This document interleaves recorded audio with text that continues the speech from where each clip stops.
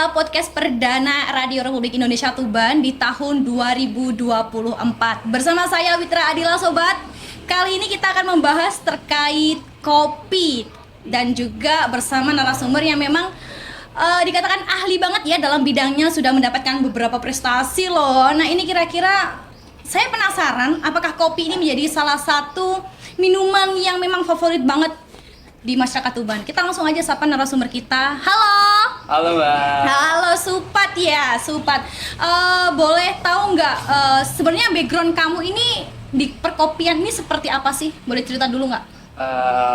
Saya tuh dulu awal masuk dunia kopi nggak langsung di kopinya. Oh, nggak langsung di kopinya, berarti di susunya? Bukan Oh, dong, bukan dong. Oke. Jadi awal dulu lebih jual makanan. Jual makanan dulu. Jual makanan dulu, terus wah ternyata sepupu ada yang jual kopi di Surabaya. Oh, berarti dulunya di Surabaya, nggak langsung di Tuban? Saya awal jualan makanan tuh di Babat. Oh, di Lamongan. Babat, oke. Karena rumah saya kan Widang. Ya.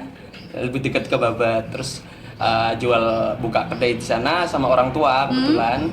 Orang tua yang buka, aku ikut bantu-bantu lah di sana. Terus ya ternyata ada nih, kopi itu juga cuman kopi diaduk pakai gula gitu aja, ternyata lebih luas lagi gitu. Terus ya belajar akhirnya dibantu sama sepupu juga dari Surabaya, akhirnya buka sendiri kedai di Babat waktu itu. Di Babat Lamongan ya? Babat Lamongan. Lamongan, oke. Itu sekitar tahun berapa tuh, atau waktu usia berapa masuk di dunia kopi itu? Kalau usia agak lupa ya. Cuman kalau awal kenalnya kopi itu kalau nggak salah di tahun 2019-an. 2019. 2018 2019 lah kalau. Oke. Nggak lama-lama banget lah. Emang usianya sekarang berapa? Baru 21. Baru 21. Baru 21. Berarti ya beberapa tahun yang lalu Ya. gitu ya. Oke. 18 atau 19 gitu kalau nggak salah awal kenal kopi itu. Awal kenal kopi itu langsung jualan, dan yang dijual ini sebenarnya kopi tinggal diaduk kayak apa ya? Kopi tubruk ya? Ya. Bahasanya ya? Ya. Itu kopi tubruk atau kopi yang emang udah dimodifikasikan banyak banget ya sekarang, kayak kopi gula aren, kopi apa aja tuh. Itu gimana? Jadi itu dulu awal ya lebih tertariknya di manual brew. Di manual brew. Manual brew itu kopi yang diseduh secara manual. Kayak gitu. Jadi kayak tubruk juga termasuk manual brew ya. Terus V60 kopi yang disaring pakai kertas gitu. Iya. Dan juga kalau ngomongin V60 ya banyak lah kompetisi kopi juga ya, alhamdulillah yang kemarin dapat alhamdulillah. Ya, ini yang sudah dipajang saat ini, sobat. Kalau kamu saat ini mendengarkan barangkali di radio ya, kamu bisa langsung aja cek di YouTube-nya RRI Tuban. Di sini sudah terpampang nyata piala piala hasil kompetisinya Supat ini. Kira-kira ini lombanya seperti apa nih waktu dulu? Waktu itu kan sebenarnya apa ya, kayak lihat teman-teman lain di luar kota kok kedainya banyak nih pajangan-pajangan gitu, banyak penghargaan gitu ya. Terus wah aku juga pengen gitu. Jadi waktu itu segala event, segala acara, segala lomba tak ikutin, entah di Lamongan, entah di Gresik, entah di Surabaya, dan kebetulan sampai ini di Jember. Di Jember, jauh ya lumayan ya. Jauh. Jadi intinya ikut aja, menang urusan belakang gitu ya. Nyari teman, nyari relasi. Oke. Ya nggak nyangka juga sampai bisa menang itu, sebenarnya nggak nyangka. Awalnya pengen silaturahmi aja ke teman-teman yang ada di Jember, pengen main-main, pengen belajar lagi. Kalau di Jember sih yang lagi hype apa sih, yang lagi rame apa sih gitu. Lebih kayak gitu-gitu sih. Terus pas event langsung dapat gitu ya. Alhamdulillah. Ngomong-ngomong tadi membahas terkait Jember, pengen tahu sebenarnya Jember ini kesukaannya yang lagi hits apa gitu ya. Kalau di Tuban bagaimana nih kalau menurut pandangan Supat sebagai seorang barista di kafenya sendiri, sobat? Di Cafe Kiat yang memang ini suasananya sangat vintage sekali. Ini ala-ala memang rumah lama ya, supaya yang diubah menjadi sebuah cafe. Jadi emang ya kayak ngopi di rumah aja sih sebenarnya kesannya gitu ya. Oke, kembali lagi ke topik awal. Bagaimana menurut Supat nih kondisi atau apa ya, pecinta kopi, perkembangan kopi di Tuban itu bagaimana? Ya alhamdulillah sih peminat di Tuban itu termasuk lumayan daripada beberapa kota yang setara sama Tuban. Baik. Termasuk apalagi kita di Pantura ya Mbak ya. Kalau di Pantura itu kan kita nanam kopinya susah. Betul ya, emang nggak bisa. Bisa nggak sih? Bisa. Bisa ya sebenarnya. Kalau ngomong sejarah bahkan awal kopi masuk di Nusantara itu nanamnya di bawah daerah ya? Pantura. Oke, itu kita bahas nanti lagi ya. Oke, siap. Sepertinya ini akan berkelanjutan pembahasannya terkait kopi ya. Oke, gimana terus? Ya, karena kita nggak ada hilirnya di Oke. sini, jadi kita berkembangnya itu agak susah. Cuman kalau disamain sama teman-teman hilir yang lainnya, kita ini di hilir nggak ada hulunya, gitu. Jadi kalau apa namanya perkembangan kopi agak sulit, karena kan edukasinya agak jauh, Kurang ya? Kurang. Tapi kalau dari konsumennya sendiri gimana? Kalau dari konsumennya sendiri ya sebenarnya itu kan menyesuaikan dari apa yang kita sajikan. Kalau apa yang menurut dijual saya, gitu ya? Kalau di sana itu yang ramai adalah manual brew misal, customer mau nggak mau pasti nyoba. Oh gitu. Gitu. Jadi ada hype-nya tersendiri gitu. Tapi sejauh ini menurut kamu yang paling ramai, yang paling disukai, atau kita lihat di kiat sendiri lah kalau emang belum bisa menilik yang lebih luas lagi, yang lebih digandrungi sama orang-orang Tuban ini apa sih? Ya tetap ya kalau kita ngomongin market nggak bisa lepas kayak kopi susu, kopi susu gula aren, latte, Iya, benar. gitu-gitu. Itu lebih ke ciwi-ciwi kali ya, Ya, yang kayak nggak gitu. suka yang pahit banget gitu. Tapi kalau dari apa ya bapak-bapak gitu ya, dari yang bapak-bapak gitu, atau maksudnya kayak Mas Supa sendiri sukanya yang pahit kan biasanya, itu yang paling laris apa Mas? Sebenarnya itu kopi itu nggak pahit gitu. Kopi itu nggak pahit. Oke, kopi nggak Kopi itu pahit. nggak pahit. Kalau kita telusuri kita harus tahu dulu apa yang bikin kopi ini pahit. Ternyata itu karena proses roasting. Pengolahannya. Roastingnya. Jadi pemanggangan itu kalau semakin gelap ya semakin pahit. Mau nggak mau apapun meskipun kayu atau apapun kalau dipanggang kalau semakin gelap ya semakin pahit. Berarti seharusnya kopi itu nggak usah di roasting biar nggak pahit. Ya enggak. Cuman kan ada step by stepnya. Jadi begitu. kalau kita ngomong roasting kopi itu ada tingkat-tingkatannya dari light to medium, medium to dark sampai dark sampai kalau yang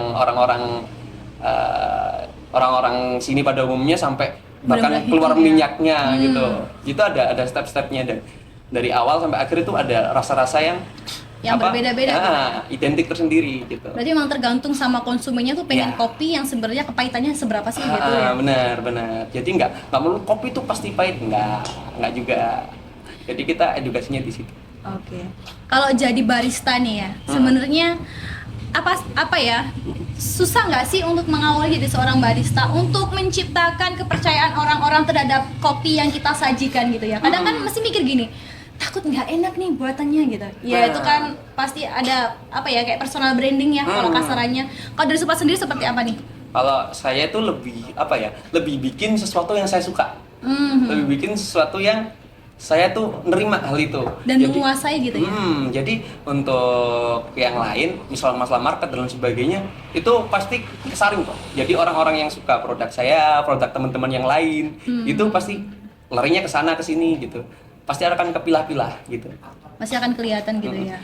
Selagi pengolahannya benar untuk masalah rasa, kalau menurut saya akan menemukan penikmatnya sendiri. Penikmatnya sendiri, oke. Sebenarnya kalau pencinta kopi ini apa ya di Tuban ya, lebih ke di Tuban ini bisa nggak sih dilihat dari mungkin karakteristik orang atau maksudnya kan beda-beda ya, kelihatan nggak bisa dibaca nggak sih kalau orang seperti ini tuh lebih identik suka yang apa, atau di Tuban ini sebenarnya lebih ke usia berapa pencinta kopi itu, tahu nggak Supa terkait itu? Kalau pecinta kopinya itu lebih ke dari anak-anak SMA. Mulainya gitu ya? Mulainya rata-rata, nggak semua. Anak SMP juga ada, cuman rata-rata yang banyak dari anak-anak yang mulai SMA sampai umur 40-an. Oh gitu. Yang sering ngopi di coffee Yang shop, sering bukan ngopi di rumah ya. Oh iya, oke. Yang suka ngafe gitu ya? Iya, betul. Yang sering ngopi keluar. Di usia segitu ya. Kalau boleh tahu suka dukanya jadi seorang barista atau penjual kopi ini apa sih? Waduh, kalau di Tuban ini banyak ya. Pesaingnya banyak masalahnya ya. Bukan masalah itu juga. Di sini tuh sebenarnya problemnya kita juga nggak bisa jual up banget. Tapi kalau ngejual rendah itu emang harga bagunya semakin mahal, semakin hari semakin mahal gitu. Kita juga dilema di situ gitu. Jadi kita pengennya, idealisnya pengen bikin kualitas yang bagus, tapi di sini belum ada marketnya, walaupun pasti nanti ada. Cuman kan kita perputaran per bulannya harus ada gitu. Jadi harus milih-milih sih, maksudnya konsepnya mau dibawa kemana. Kalau menurut saya gitu.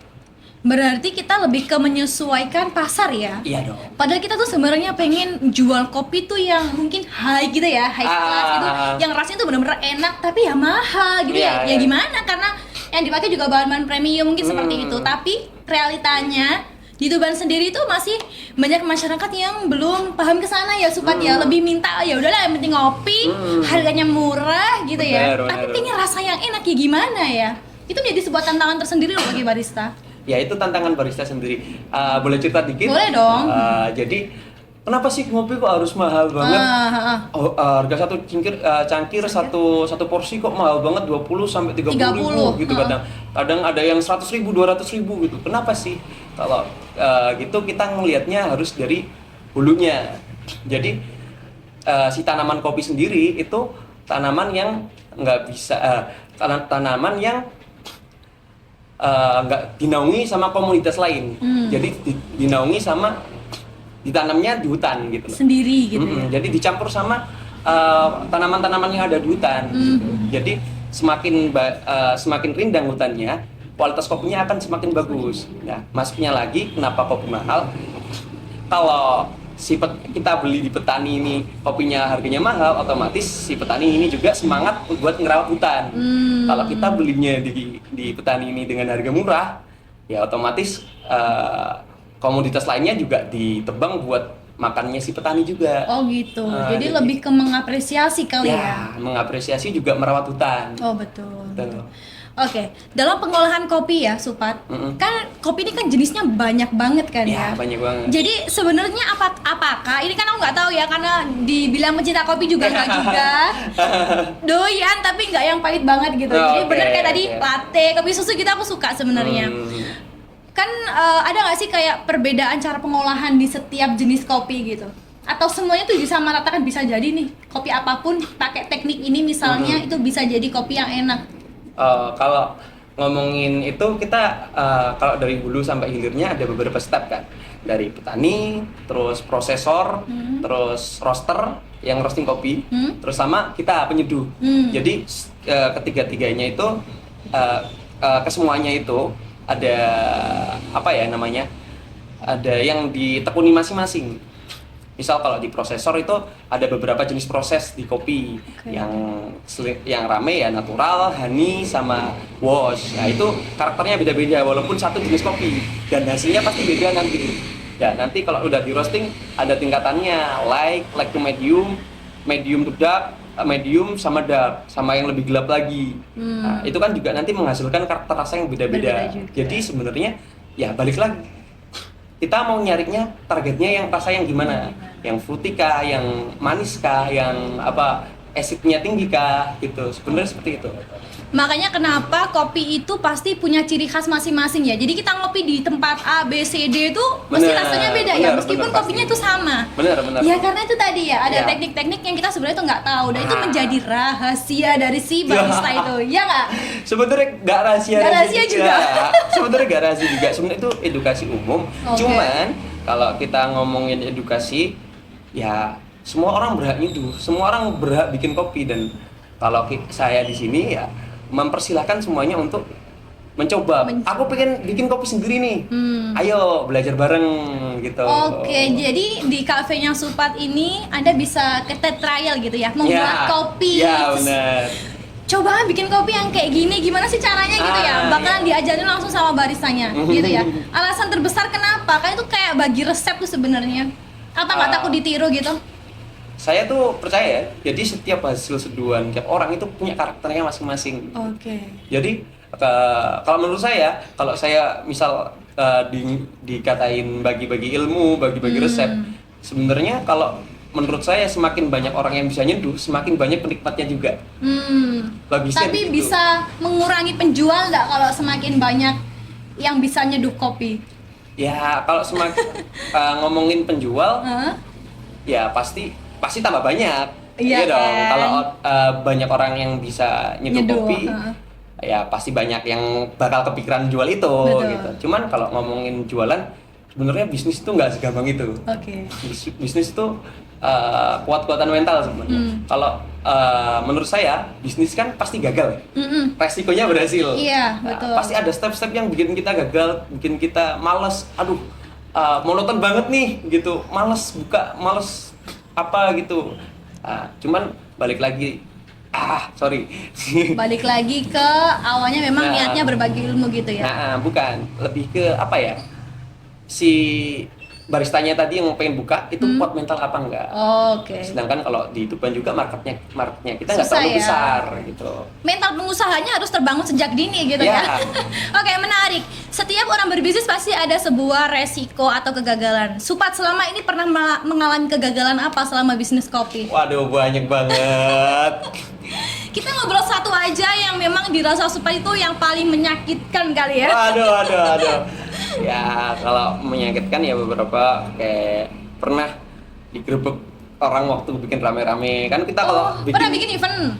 Ya, Oke. sering bikin event juga. Kalau awal dulu di Babat itu bahkan sampai sempat mau diancam mau ditutup. Karena ya bikin keramaian tadi. Kalau kita ngomong kedai kopi, ya kita semakin ramai kita semakin seneng dong. Ya nggak mungkin menutup orang buat datang. Cuman kadang kalau datangnya orang itu kan kita nggak bisa ngefilter jam berapa iya. gitu kan. Kadang mulai kemalaman gitu-gitu sih. Nah, itu salah satunya. Yang kedua ya yang barusan terjadi sih. Oke. Apa nih? Jadi salah satu alat yang ada di sini tuh hilang. Hilang. Ya. Itu menjadi satu-satunya alat yang bikin apa ya? Itu kuncinya gak sih? Itu bikin espresso. Untuk bikin espresso. Iya. Hilang dicuri orang. Kayaknya seperti itu. nggak kayaknya sih itu seperti itu. Ya kan nggak mungkin alat espressonya jalan sendiri. Supat. Bener. Ya kan? Pasti ada yang mengambil Iya, gitu iya, ya. iya, Itu kira-kira kamu mengalami kerugian berapa tuh untuk mesin espresso itu? Itu wah itu sebenarnya belum lunas juga ya. Ya Allah, belum lunas malah dicuri juga ya. Belum lunas. Jadi aku ada mesin juga, mesin rumahan sebenarnya. Cuman listrik di sini belum cukup. Oke. Nggak cukup. Jadi saya nyicil lah, punya temen tak beli, tak cicil lagi gitu. Belum lunas Belum dan lunas keburu malah. hilang. Aduh, gimana nih terus usahanya sekarang gimana? Ya kita jual seadanya aja sih, sambil nabung-nabung lagi, nyicil yang kemarin hilang kan tetap harus dicicil terus kan. Iya, betul. Sambil nanti nabung buat beli yang baru. Oke, ya aku sih berharap semoga semakin rame ya. Amin. Kafenya biar bisa nabung, semangat nabung juga biar bisa apa ya lebih gede dan bisa beli alat baru kali ya. Amin. Ngomong-ngomong lagi, ini apa sih yang ingin kamu sampaikan kepada mungkin sesama barista ya atau pencinta kopi di Tuban? Ada nggak yang ingin kamu sampaikan? Ya semangat ngulik terus, semangat belajar terus. Di luar sana udah perkembangan kopi pesat banget. Kalau kita nggak mengejar ketertinggalan kita, ya kita bakal semakin tertinggal gitu. Jadi kita harus mulai ngulik lagi, mulai belajar lagi ya emang bisnis tetap bisnis. Cuman kalau kita nggak update, kita akan ya tertinggal. Kan kalau kita ngomongin market yang di Tuban masih kecil, kita juga pengen nge-get market dari luar Tuban ya. Kalau kita nggak punya sesuatu yang menarik ya orang dari luar nggak bakal kesini gitu. Oke, kalau menurut Supat ini terakhir ya Supat pertanyaannya. Tadi disampaikan kalau pasar kopi di Tuban ini sebenarnya susah ya untuk dikembangkan. Benar. Kalau dari Supat sendiri ada nggak sih pandangan biar bisa mendobrak itu, biar bisa kopi di Tuban ini bagi penikmatnya ataupun penyeduhnya ini bisa mendapatkan kalau kasarannya itu lebih dihargai kali ya? Iya.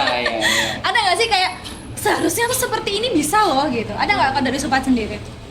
Kalau dari saya ya kita yang bisa kita lakukan adalah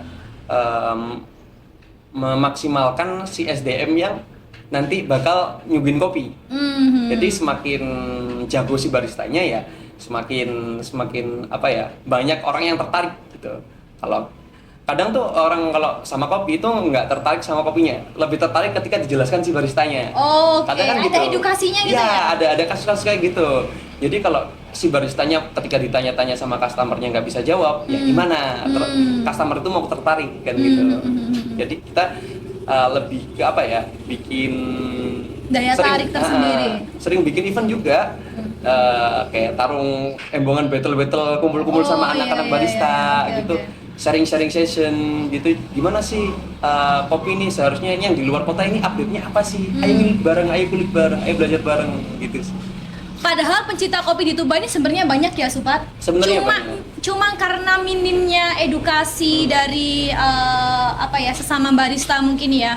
Sepertinya memang harus dikumpulkan barista-barista yang ada di Tuban ini ya. Ada komunitasnya nggak sih sebenarnya? Kayaknya sementara ini komunitasnya lagi nggak aktif. Lagi vakum. Iya, lagi vakum. Oke. Mungkin ada beberapa barista yang sekarang lagi nonton Supat. Ini nih, harapannya memang sudah seharusnya kopi ini lebih dikenalkan ke banyak masyarakat, terutama juga kita masuk edukasi tadi, makanya emang harus adanya kolaborasi antara sesama barista, terus mengenalkan kopi itu seperti ini, jenisnya seperti ini, cara membuatnya seperti itu, memang kesannya lebih menarik sih ya. Bagi aku sendiri yang emang orang awam itu bakal pasti, oh ternyata seperti ini gitu. Emang menarik banget sih ya. Kalau closing statementnya Supat ada lagi nggak? Waduh, closing statement apa nih? Ya buat Dodolo kopi gitu. bukan. Buat teman-teman jangan bosen ngulik, karena sebenarnya banyak banget hal-hal tentang kopi yang masih seru dan asik buat diulik gitu. Intinya jangan terlalu puas deh ya, meskipun hasil kopinya tuh enak, tapi ya udah belajar aja terus gitu ya. Emang gak ada salahnya buat belajar. Ya benar. Oke, ngomong-ngomong tadi mohon maaf ya kalau misalnya ada sedikit noise ya, karena kita tuh lokasinya di pinggir jalan tapi asyik banget. Suasananya juga seperti ini, Anda bisa melihat sobat.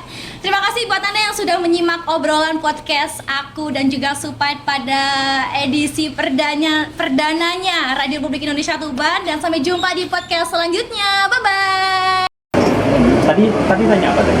Tadi tanya inspirasi dengan kopi.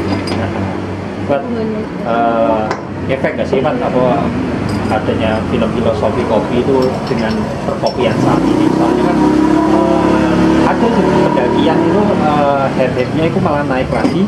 Ya. Saat ini kan naik. Ya, Jelaskan. ya tetap ya, faktor-faktor itu pasti ngaruh. Cuman balik lagi, kalau faktor-faktor itu tidak ditunjang dengan si baristanya bisa jelasin atau dan sebagainya yang bikin orang tertarik, ya bakal jadi kumuh-kumuhan aja. Jadi kan si hype-nya itu harus bersinambung sama si SDM-nya. Kalau SDM-nya belum ada, ya tetap aja. Kalau SDM-nya cuman standarnya atau ilmunya cuman di situ-situ aja, nggak ada perkembangan dan lain sebagainya, ya orang-orang pasti bosan.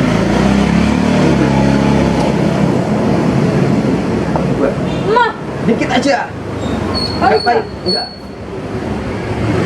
Pelan-pelan ngomong. Itu ya, kebanyakan orang itu sudah ke-framing bahwa kopi itu pahit. Pelan-pelan aja dari kecut-kecut manis gitu. Tadi kita nih. Manis apa manis? Karena belum terbiasa minum, Mbak, jadi nggak bisa ngerasain manisnya. Dan aku kemarin tuh nyoba, banyak yang keluar itu juga mandarinnya. Bisa coba, Mas? Tawa-tawa. Aku kemarin tuh kita nyoba. Ada pahitnya nggak? Pahit lah, tetap pahit. Sebenarnya pahit itu bukan rasa kalau menurut saya, Mbak. Jadi semua rasa yang over itu pasti pahit. Jadi kalau